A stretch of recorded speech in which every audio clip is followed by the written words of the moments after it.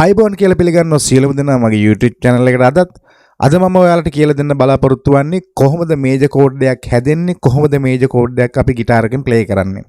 කලින් පාඩමෙන් අපි කතා කරා ෆ්‍රෙට්බෝඩ් එක සම්බන්ධව. එතනින් තමයි අපි නැවැත්තුවේ. අද අපි එතනින් ඉඳලා පටන් ගමු. කොහොමද මේජර් කෝඩ්ස් හැදෙන්නේ කියන දේ.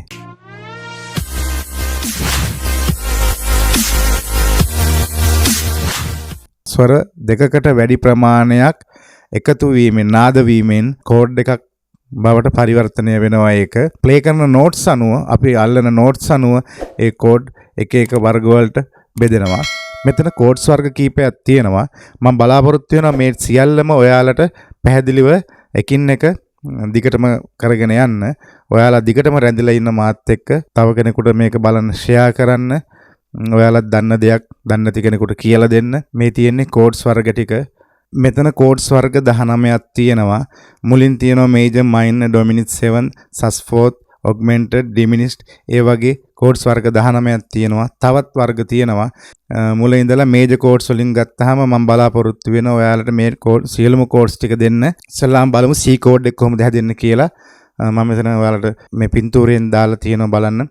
C 1 3 5 8 කියලා කහ පාටින් රවුම් කරලා දාලා තියෙනවා උඩ. ප්‍රධාන ස්වර 7 තියෙනවා. ඒ ප්‍රධාන ස්වර 7න් ෆ්ලැට් ෂාප් කියලා ඒවත් මේකට සම්බන්ධ වෙනවා. එක්සැම්පල් එකක් දීලා තියෙනවා බලන්න C කෝඩ් එක හැදෙනදී 1 3 5 8. එතකොට උඩින් දීලා තියෙනවා ස්වර 7 පිළිවෙලට බලන්න ඒ ටික ගණන් කරලා කොහොමද හැදෙන්නේ කියලා. 1 එන්නේ C.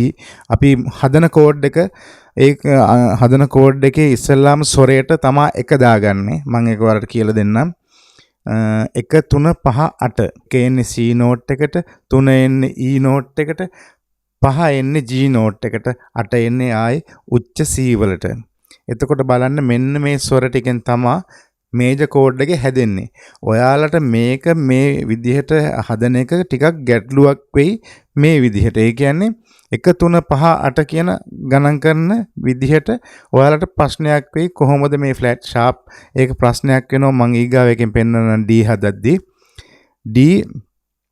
D කෝඩ් එක හදද්දී අපි එතකොට මම කිව්වා D අකුරු උඩට තමයි අපි 1 කියලා ගණන් කරන්නේ.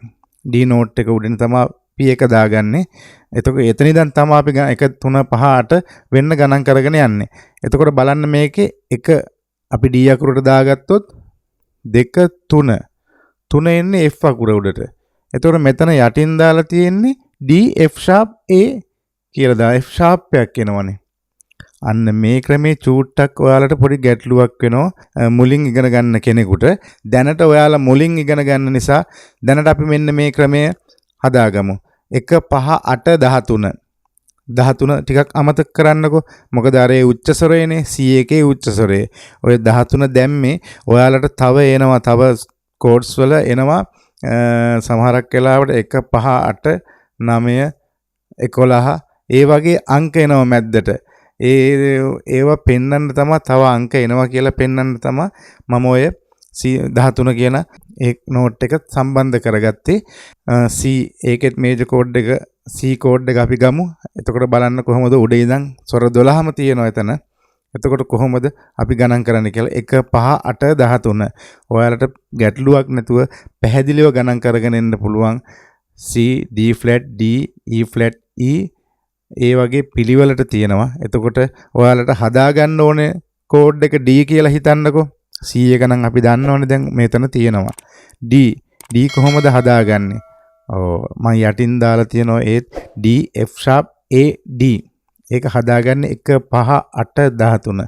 මේ බලන්න මෙන්න D කෝඩ් එක හැදෙන විදිය. D අකුරට 1 කියලා දාගන්නවා. ඊට පස්සේ බලන්න යටින් දීලා තියෙනවා ස්වර 12ම තියෙනවා. D අකුර E flat E F F sharp. අන්න බලන්න ගණන් කරලා 1 2 3 4 5. එතකොට පැහැදිලි නේද? අර අතන අපි 1 3 5 කියද්දි අපිට තුන්වෙනි ස්වරේ හැංගිලා තිබ්බේ ෂාප් නෝට් එක. නමුත් 1 5 8 කියලා අපි ඉගෙන ගද්දි අපි ස්වර 12ට දාගද්දි ඒක ගැටලුවක් නැතුව අපිට මේ විදිහට හදාගන්න පුළුවන් මේජර් කෝඩ්ස්. මෙන්න E මේජර් කෝඩ් එක හදාගන්න විදිය මං කිව්වා E අකුරට තමයි අපි උඩින් 1 කියලා දාගන්නේ. මොකද අපිට හදාගන්න ඕනේ E කෝඩ් එක නිසා. එතන ඉඳන් ගණන් කරගෙන E1 F2 F sharp 3 G4 A flat 5. මේක ගොඩාක් පැහැදිලි ක්‍රමයක් මේක.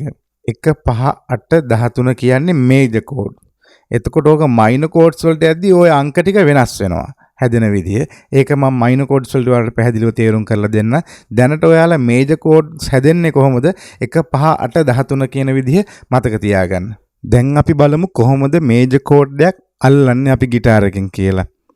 ඉස්සෙල්ලාම අපි බලමු C කෝඩ් එක කොහොමද අල්ලන්නේ කියලා. මේ ක්‍රමේ හොඳට ඔයාලා හොඳට තේරුම් අරගන්න. මම මොනවද තේරෙන්නේ නැද්ද දෙයක් තියෙනවනම් මම නැවත කියලා දෙන්නම් ඔයාලට. කමෙන්ට් එකක් දාන්න. ඩිස්ක්‍රිප්ෂන් එකේ තියෙනවා මගේ WhatsApp නම්බර් එක. ඒකට මැසේජ් කරන්න. කොහොමද මේ ඇඟිලි ටික ෆ්‍රෙට් බෝඩ් එක උඩ කම්බි උඩ තියන්නේ කියලා මොන පිළිවෙලටද කියලා. අපි මේක කතා කරන විදිහක් තියෙනවා. ඒ කියන්නේ මම ඔයාලට කලින් කියලා දුන්නා left hand එක කොහොමද අපි අඳුන්වන්නේ කියලා. පළවෙනි ෆින්ගර් එක මොකද්ද? ඉන්ඩෙක්ස් ෆින්ගර් එක, දෙවෙනි ෆින්ගර් එක මොකද්ද? මිඩල් ෆින්ගර් එක, තුන්වෙනි එක මොකද්ද? හතරවෙනි එක මොකද්ද කියලා මම කලින් ඔයාලට කියලා දීලා තියෙන්නේ. මේ පින්තූරේ බලන්න මේක තමයි C මේජර් කෝඩ් එක අල්ලන විදිය. එතකොට මේකේ අපි දකුණු අත පැත්තෙන් දීලා තියෙනවා 1 2 3 4 5 කියලා. ඒ ෆ්‍රෙට් ගාන. පළවෙනි ෆ්‍රෙට් එක, දෙවෙනි ෆ්‍රෙට් එක, තුන්වෙනි ෆ්‍රෙට් එක, හතරවෙනි ෆ්‍රෙට් එක, පස්වෙනි ෆ්‍රෙට් එක. එතකොට ඒ ෆ්‍රෙට් එකේම දීලා තියෙනවා වම් අත පැත්තට වෙන්න කහපාට රවුම ඇතුලේ 1 කියලා. ඔන්න ඔය 1 ඊට පස්සේ ආයි 2 3 4 කියලා දාලා තියෙන්නේ අපේ ෆින්ගර් නම්බර්ස් ටික. ඒ කියන්නේ අපේ ඇඟිලි වල වම් අතේ ඇඟිලි අඳුරගත්ත අංක තමා මම ඔය කහපාට රවුම ඇතුලේ ලියලා තියෙන්නේ. ඒ කියන්නේ පළවෙනි ඇඟිල්ලට කියන්නේ පළවෙනි ඇඟිල්ලට අපි කියනවා ඉන්ඩෙක්ස් ෆින්ගර්, 2 මිඩල් ෆින්ගර්, තුන්වෙනි ඇඟිල්ල රින්ග් ෆින්ගර්, 4 පින්කි ෆින්ගර්.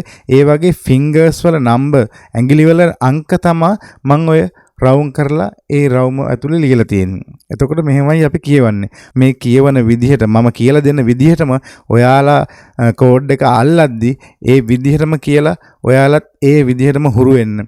වම් අතේ පළවෙනි ඇඟිල්ල තියන්න ඕනේ පළවෙනි ෆ්‍රෙට් එකේ දෙවෙනි කම්බිය උඩ. මේක හොඳට මතක තියාගන්න. මේ විදිහට ඔයාලා පුරුදු වෙන්න. එතකොට කිසිම ප්‍රශ්නයක් වෙන්නේ නැහැ. වම් අතේ පළවෙනි ඇඟිල්ල තියෙනවා පළවෙනි ෆ්‍රෙට් එකේ දෙවෙනි කම්බිය උඩ. දෙවෙනි ඇඟිල්ල තියෙනවා දෙවෙනි ෆ්‍රෙට් එකේ හතරවෙනි කම්බිය උඩ. D4 කම්බිය උඩ දෙවෙනි ඇඟිල්ල. තුන්වෙනි ඇඟිල්ල තියෙනවා තුන්වෙනි ෆ්‍රෙට් එකේ හයවෙනි කම්බිය උඩ. එතකොට හතරවෙනි ඇඟිල්ල තියෙනවා තුන්වෙනි ෆ්‍රෙට් එකේ පස්වෙනි කම්බිය උඩ. ඔන්න ඔය සිස්ටම් එක ඔයාලා හොඳට මතක තියාගන්න. ඔයාලා গিitar එකේ කෝඩ් එක මුලින්ම අල්ලද්දි ඔයාලා ඒ සිස්ටම් එකට ඒ ක්‍රමයට හුරු වෙන්න. ඒ කියන විදිහට ඔයාලත් කියලා ඒ ඇඟිලි ටික ඒ ෆ්‍රෙට් බෝඩ් එකේ කම්බි උඩ තිබ්බහම ඔයාලට ඕක මතක හිටිනවා. පළවෙනි ඇඟිල්ල තියෙනවා පළවෙනි ෆ්‍රෙට් එකේ දෙවෙනි කම්බිය උඩ. පළවෙනි ඇඟිල්ල පළවෙනි ෆ්‍රෙට් එකේ දෙවෙනි කම්බිය උඩ. දෙවෙනි ඇඟිල්ල තියෙනවා දෙවෙනි ෆ්‍රෙට් එකේ හතරවෙනි කම්බිය උඩ. තුන්වෙනි ඇඟිල්ල තියෙනවා තුන්වෙනි ෆ්‍රෙට් එකේ හයවෙනි කම්බිය උඩ. ආයි හතරවෙනි ඇඟිල්ල තියෙනවා තුන්වෙනි ෆ්‍රෙට් එකේ පස්වෙනි කම්බිය උඩ. තව කෙනෙකුට මේක මේ විදිහට ප්ලේ කරන්නත් පුළුවන්. කිසි ගැටලුවක් නැහැ. නමුත් ඔයාලා ඉගෙන ගන්න සම්පූර්ණම ඇඟිලි ටික තියෙන කෝඩ් එක අල්ලන්න. ඒක ගොඩක් වටිනවා ඔයාලට. ටිකක් අමාරුයි. නමුත් අමාරු දේ පුරුදු වුණොත් ඒක ගොඩක් ලස්සනයි. අඩුවෙන් අල්ලන අයට දොස් කියනව නෙවෙයි. ඒක වැරදක් නැහැ. කිසි ප්‍රශ්නයක් නැහැ. මොකද මේ නෝට්ස් ටික එනවා. දැන් මේකේ දැන් බලන්න හොඳම උදාහරණේ මේ C කෝඩ් එක උනත් මේක කිසි ගැටලුවක් නැහැ. මොකද මේක ෆුල් කෝඩ් එකක් විදිහට ගහන්න පුළුවන්. නමුත් අර මේ එන අපි දීලා තියෙන ක්‍රමවේදයක් තියෙනවා. ඒ ක්‍රමවේදෙටම යන් ඒක මම දෙපැත්තම ඔයාලට කියලා දෙන්නම්. පළවෙනි ඇඟිල්ල පළවෙනි ෆ්‍රෙට් එකේ දෙවෙනි කම්බිය උඩ. දෙවෙනි ඇඟිල්ල දෙවෙනි ෆ්‍රෙට් එකේ හතරවෙනි කම්බිය උඩ. එතකොට තුන්වෙනි ඇඟිල්ල තුන්වෙනි ෆ්‍රෙට් එකේ පස්වෙනි කම්බිය උඩ. එතකොට ඇඟිලි 3යි යූස් වෙන්නේ. ඇඟිලි 3යි පාවිච්චි වෙන්නේ. එතකොට හතරවෙනි ඇඟිල්ල පින්කි ෆින්ගර් එක නෑ ඔතන. නමුත් කෝඩ් එක වැරදිද? නෑ කෝඩ් එක හරි. එන ස්වර වැරදිද? ඒ ස්වරත් හරි. මොකද්ද තියෙන ප්‍රශ්නේ? අන්න හතරවෙනි ඇඟිල්ල නෑ එතන. එතකොට දැන් ඔයාලා කෝඩ් එකත් හරි. එතකොට අල්ලන විදිහත් හරි. නමුත් අර ඇඟිල්ල හුරු වෙන්නේ නැහැ. ඔයාලා මේ ලේසි විදියට හුරු වුණොත් ඔයාලගේ 4 වෙනි ඇඟිල්ල හුරු වෙන්නේ නැහැ මේකට. මම අර කලින් කියලා දීපු විදිහට මෙන්න මේ විදිහට අල්ලන්න. පළවෙනි ඇඟිල්ල පළවෙනි ෆ්‍රෙට් එකේ දෙවෙනි කම්බිය උඩ, දෙවෙනි ඇඟිල්ල දෙවෙනි ෆ්‍රෙට් එකේ හතරවෙනි කම්බිය උඩ, තුන්වෙනි ඇඟිල්ල තුන්වෙනි ෆ්‍රෙට් එකේ හයවෙනි කම්බිය උඩ, හතරවෙනි ඇඟිල්ල තුන්වෙනි ෆ්‍රෙට් එකේ පස්වෙනි කම්බිය උඩ. මෙන්න මේ විදිහට අල්ලන්න පුරුදු වෙන්න. එතකොට කිසිම ප්‍රශ්නයක් නැහැ. අල්ලන හරි ක්‍රමය තමයි මේක. තියෙන විදිහටම අල්ලන්න. මුලින්ම ගිටාරක ඉගෙන ගන්න කෙනෙක් නම් මේ ඇඟිලි හතරම පාවිච්චි කරන්න. මොකද සමහර අය මේ පින්කි ෆින්ගර් එක ගොඩාක් දුරට අතාරිනවා. ඒකින්ද ඒක අතහරින්න එපා. ඒක තියාගන්න. ගොඩක් ලස්සනයි ඇඟිලි හතරෙන්ම එන කෝඩ් එකක්. අපි ඒ විදිහටම ප්ලේ කරනවා නම් ඒ කෝඩ් එක ගොඩක් ලස්සනයි. ඒක නිසා මේ පින්කි ෆින්ගර් එකත් අනිත් ඇඟිලි වගේම ඒ සමානවම හුරු කරගන්න බලන්න. අඩුවෙන් ප්ලේ නෝට්ස් අල්ලලා අඩුවෙන් ප්ලේ කරන විදිහක් තියෙනවා. ඒ විදිහත් මම කියලා දෙන්නම්. එහෙම ප්ලේ කරන අයත් ඉන්නවා. එයාලත් වැරදි නැහැ.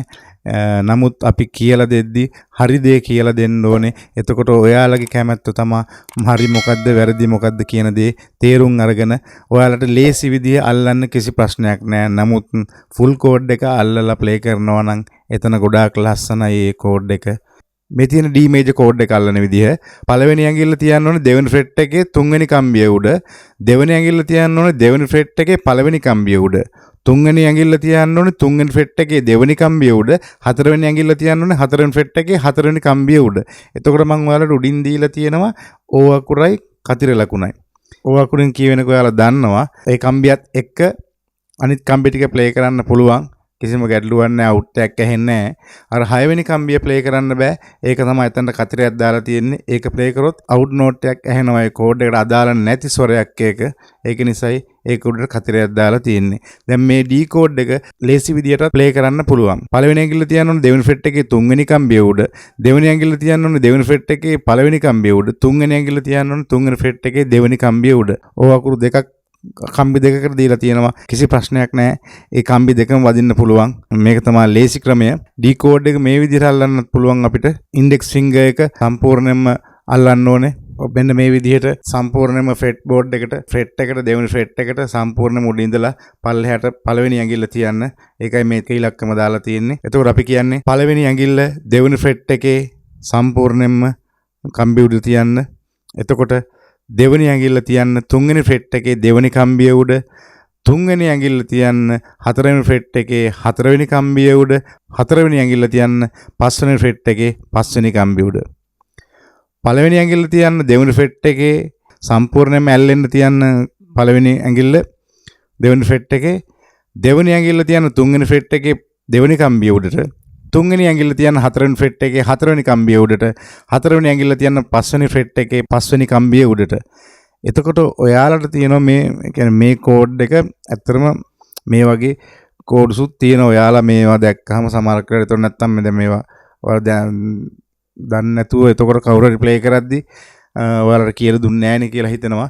ඒක නිසා තමයි මේ වගේ දේවල් හැම දෙයක්ම ඔයාලට කියලා දෙන්නේ. එතකොට කවුරු හරි මේ විදිහට ප්ලේ කරනවා දැක්කොත් ඔයා දන්නවා මේක D කෝඩ් එක තමයි මෙයා ප්ලේ කරන්නේ කියලා. නැත්තම් අර අඩුවෙන් ප්ලේ කරන කෝඩ් එක දැක්කොත් ඔයාලා ඒක විතරයි අඳුරන්නේ D කෝඩ් එකක් විදිහට. නමුත් මේ වගේ එකක් දැක්කොත් ඔයාලා දන්නවා D කෝඩ් එක තමයි මේක කියලා. ඒ වගේ අපි බලමු E කෝඩ් එක. මේ තියෙන E කෝඩ් එක අල්ලන විදිහ. ඒකෙත් උඩින්ම O අකුරු දාලා තියෙනවා මං. ඒ O අකුර තියෙන්නේ ඔයාලා දන්නවා දැන්.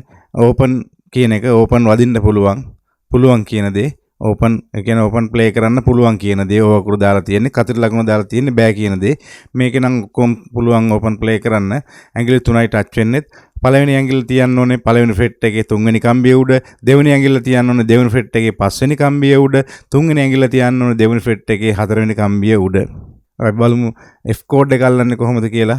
පළවෙනි ඇඟිල්ල තියන්න ඕනේ පළවෙනි ෆ්‍රෙට් එකේ කම්බි 3ක් උඩට.